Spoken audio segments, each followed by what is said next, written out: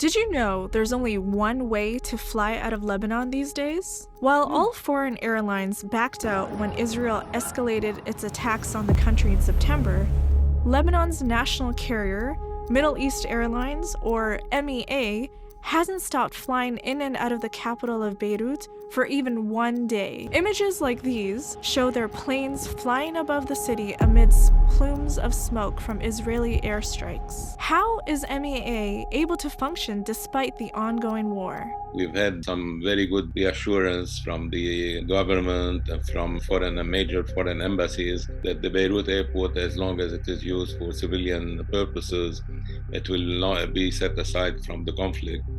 And it has proven to be correct.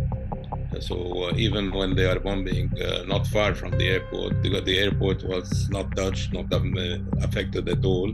Mohammed said that high-level executives spend about 5 hours each day figuring out if it's safe to fly in and out of Beirut. Fathina Nasser, a Lebanese national who fled Beirut to Qatar, where her daughter lives, was aboard an MEA flight when an Israeli strike hit an area just 500 meters from the airport. Her flight out on September 28th was just a day after Hezbollah's leader Hassan Nasrallah was killed. The airplane started moving and all of a sudden it stopped.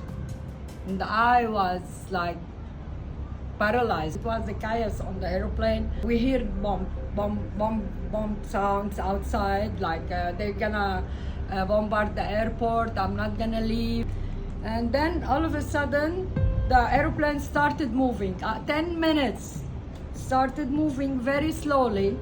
And all of a sudden, he departed. The pilot was immaculate. Everyone was scrambling to leave in the early days of Israel's escalation, Mohammed, the MEA captain, said. The planes leaving Beirut were packed, and the ones returning were mostly empty. Now Mohammed says that even returning flights are about 50 to 60% full, with people coming back to Lebanon feeling assured that the airport has so far managed to remain open and that they can leave again should they have to.